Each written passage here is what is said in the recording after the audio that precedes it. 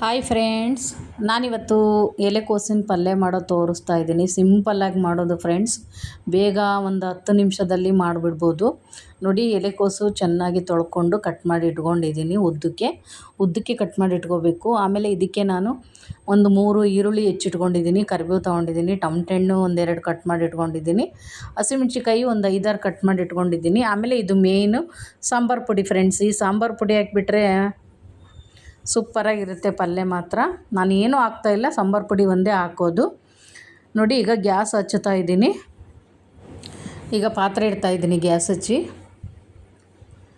ಏನೇನು ಹಾಕಬೇಕು ಅಂತ ತೋರಿಸ್ತಿಲ್ಲ ಫ್ರೆಂಡ್ಸ್, ಮಾಡ್ಕೊತಾನೆ ತೋರಿಸೋಣ ಅಂತಂದು ನಾನೇನು ತೋರಿಸಿಲ್ಲ. ನೋಡಿ, ಈಗ ಪಾತ್ರೆ ಕಾದಿದೆ, ಎಣ್ಣೆ ಹಾಕ್ತಾ ಒಂದು 5-6 ಸ್ಪೂನ್ ಎಣ್ಣೆ ಹಾಕಿ, ಎಣ್ಣೆ ಕಾದ ನಂತರ ಸಾಸಿವೆ ಜೀರಿಗೆ ಹಾಕಬೇಕು. ಇನ್ನೇನು ಮಾಮೂಲು ಅವೇ ಹಾಕ್ತೀವಲ್ಲ ಫ್ರೆಂಡ್ಸ್, ಒಗ್ಗರಣೆಗೆ ಸಾಸಿವೆ ಜೀರಿಗೆ ಮೇನು. ಹಂಗಾಗಿ ನಾನು ತೋರಿಸಿಲ್ಲ. ಸಾಸಿವೆ ಜೀರಿಗೆ ಇಲ್ಲದೇ ಅಡುಗೆ ಮಾಡೋಕ್ಕೆ ಸಾಧ್ಯವೇ ಇಲ್ಲ ಅಲ್ವಾ ಫ್ರೆಂಡ್ಸ್. ನೋಡಿ, ಸಾಸಿವೆ ಜೀರಿಗೆ ಹಾಕಿದೆ. ನೆಕ್ಸ್ಟು ಈರುಳ್ಳಿ ಕರಿಬೇವು ಹಾಕಬೇಕು, ಹಸಿಮೆಣ್ಸಿಕಾಯಿ ಎಲ್ಲ ಹಾಕಬೇಕು. ನೋಡಿ, ಹಸಿಮೆಣ್ಸಿಕಾಯಿ ಹಾಕಿದೆ. ಪಾತ್ರೆ ಫುಲ್ಲು ಕಾದ್ಬಿಟ್ಟಿತ್ತು ಫ್ರೆಂಡ್ಸ್ ಎಣ್ಣೆ. ಹಂಗಾಗಿ ಸ್ವಲ್ಪ ದೂರ ಸರ್ಕೊಂಡೆ ಅಷ್ಟೇ. ನೋಡಿ, ಇದು ಚೆನ್ನಾಗಿ ಫ್ರೈ ಆಗಬೇಕು ಹಸಿಮೆಣ್ಸಿಕಾಯಿ. ಈ ಪಲ್ಯ ಮಾತ್ರ ದೋಸೆಗೆ, ಚಪಾತಿಗೆ, ರೊಟ್ಟಿಗೆ ಎಲ್ಲದಕ್ಕೂ ಕಾಂಬಿನೇಷನ್ನು ಚೆನ್ನಾಗಿರುತ್ತೆ ಫ್ರೆಂಡ್ಸು. ಎಲೆಕೋಸಿನ ಪಲ್ಯ ಸೂಪರಾಗಿರುತ್ತೆ. ಬರೀ ಸಾಂಬಾರು ಪುಡಿ ಮನೇಲಿ ಮಾಡಿರ್ತೀವಲ್ಲ, ಆ ಸಾಂಬಾರು ಪುಡಿ ಹಾಕಿ ನಾನು ಮಾಡ್ತಾಯಿದ್ದೀನಿ. ಒಂದು 10 ನಿಮಿಷದಲ್ಲಿ ಮಾಡಿಬಿಡ್ಬೋದು.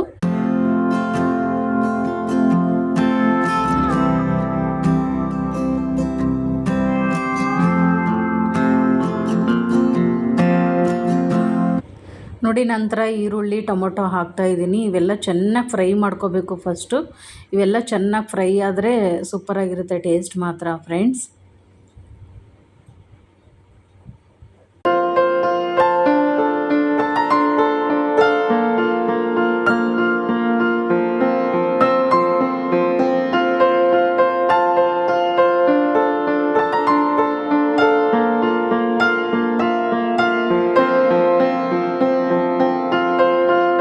ನೋಡಿ, ಈಗ ಉಪ್ಪು ಹಾಕ್ತಾಯಿದ್ದೀನಿ ಒಂದು ಸ್ಪೂನು. ಉಪ್ಪು ಹಾಕಿದರೆ ಬೇಗ ಫ್ರೈ ಆಗುತ್ತೆ ಫ್ರೆಂಡ್ಸು, ಯಾವುದೇ ತರಕಾರಿ ಆಗಲಿ. ಹಂಗಾಗಿ ಸ್ವಲ್ಪ ಉಪ್ಪು ಹಾಕ್ತಿದ್ದೀನಿ. ನೋಡಿ, ಚೆನ್ನಾಗಿ ಫ್ರೈ ಮಾಡಬೇಕು. ಇನ್ನು ಟೊಮಟೊ ಹಣ್ಣು ಹಾಕಿಲ್ಲ, ಟೊಮಟೊ ಹಾಕಬೇಕು ಫ್ರೆಂಡ್ಸ್.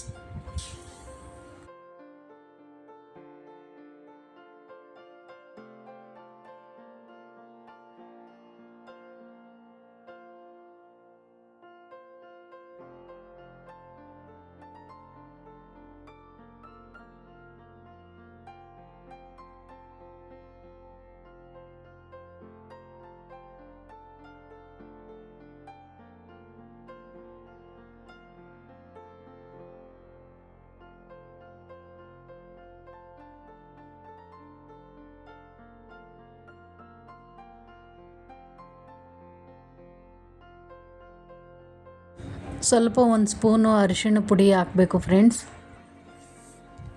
ಟೊಮಟೊ ಬೇಗ ಬೇಯುತ್ತೆ.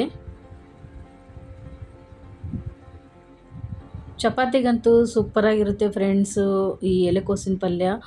ಹುರಿದ್ಬಿಟ್ಟು ಮಾಡ್ಬೋದು. ನಾನು ಹುರಿದ್ಬಿಟ್ಟು ಮಾಡ್ತಾಯಿಲ್ಲ, ಹಾಗೆ ಹಾಕಿ ಫ್ರೈ ಮಾಡ್ತಿದ್ದೀನಿ. ಹುರಿದ್ಬಿಟ್ಟು ಮಾಡಿದರೆ ಅದು ತುಂಬ ಚೆನ್ನಾಗಿರುತ್ತೆ ಟೇಸ್ಟು. ನೋಡಿ, ಈಗ ಎಲೆಕೋಸು ಹಾಕ್ತಾಯಿದ್ದೀನಿ, ಉದ್ದಕ್ಕೆ ಕಟ್ ಮಾಡಿ ಇಟ್ಕೊಂಡಿದ್ದೆ. ಈಗ ಇದಿಷ್ಟು ಏನು ತೊಗೊಂಡಿದ್ನಲ್ಲ, ಅರ್ಧ ಎಲೆಕೋಸು ತೊಗೊಂಡಿದ್ದೆ ನಾನು. ಇದು ಬೆಂದರೆ ಸ್ವಲ್ಪ ಆಗುತ್ತೆ ಫ್ರೆಂಡ್ಸ್, ಹಂಗಾಗಿ ನೋಡಿ ಈಗ ಅಷ್ಟು ಹಾಕಿ ಫ್ರೈ ಮಾಡಬೇಕು. ಚೆನ್ನಾಗಿ ಎಣ್ಣೆಯಲ್ಲಿ ಫ್ರೈ ಮಾಡಬೇಕು ಫಸ್ಟು.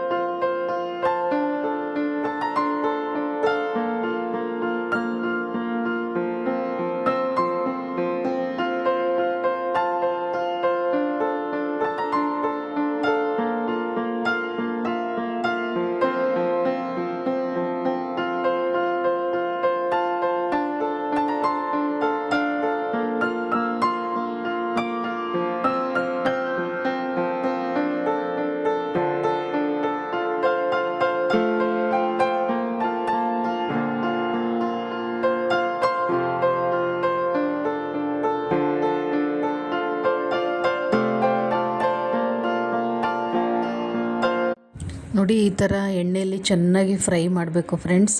ಈಗ ಫ್ರೈ ಆದಮೇಲೆ ಇದಕ್ಕೆ ಒಂದು ಲೋಟದಷ್ಟು ನೀರು ಹಾಕಬೇಕು, ಯಾಕಂದರೆ ಇವು ಎಲೆಕೋಸು ಬೇಯಬೇಕಲ್ಲ. ಒಂದು ಲೋಟ ಹಾಕಿದರೆ ಸಾಕು.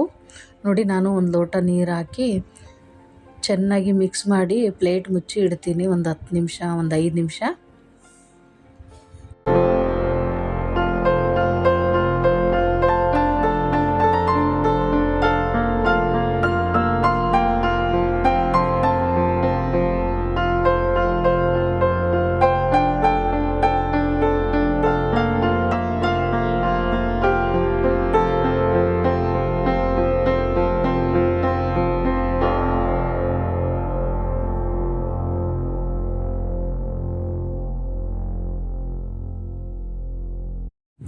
ನೋಡಿ ಫ್ರೆಂಡ್ಸು ಎಷ್ಟು ಚೆನ್ನಾಗಿ ಬೆಂದಿದೆ. ಇಷ್ಟು ಬೆಂದರೆ ಸಾಕು ಫ್ರೆಂಡ್ಸ್.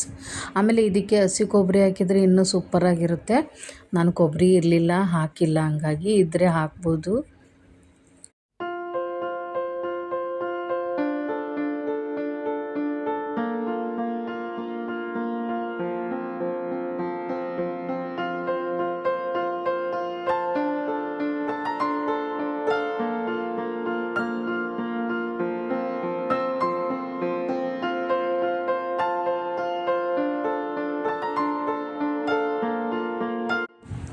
ನೋಡಿ ಈಗ ಎಷ್ಟು ಚೆನ್ನಾಗಿ ಬೆಂದಿದೆ. ಈಗ ಇದಕ್ಕೆ ನಾನು ಕೊತ್ತಂಬರಿ ಸೊಪ್ಪು ಹಾಕ್ತಾಯಿದ್ದೀನಿ ಫ್ರೆಂಡ್ಸ್. ಲಾಸ್ಟಲ್ಲಿ ಕೊತ್ತಂಬರಿ ಸೊಪ್ಪು, ಆಮೇಲೆ ಸಾಂಬಾರು ಪುಡಿ ಹಾಕ್ತಾಯಿದ್ದೀನಿ. ಮನೆಯಲ್ಲೇ ಮಾಡಿರೋ ಈ ಸಾಂಬಾರು ಪುಡಿನ 1-2 ಸ್ಪೂನ್ ಹಾಕ್ತೀನಿ ಫ್ರೆಂಡ್ಸ್. ತುಂಬ ಟೇಸ್ಟಿಯಾಗಿ ಸೂಪರಾಗಿರುತ್ತೆ ಫ್ರೆಂಡ್ಸ್, ಚಪಾತಿಗೆ ಮಾತ್ರ.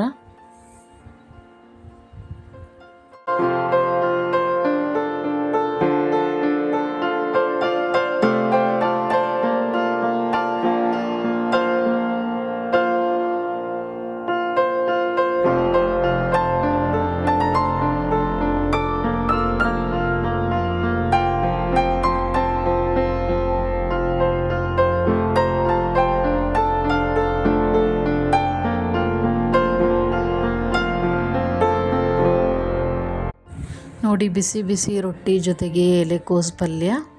ನಾನು ರೊಟ್ಟಿ ಮಾಡಿದ್ದೆ ಫ್ರೆಂಡ್ಸ್, ಬಟ್ ತೋರಿಸಿಲ್ಲ ರೊಟ್ಟಿ ಮಾಡೋದು.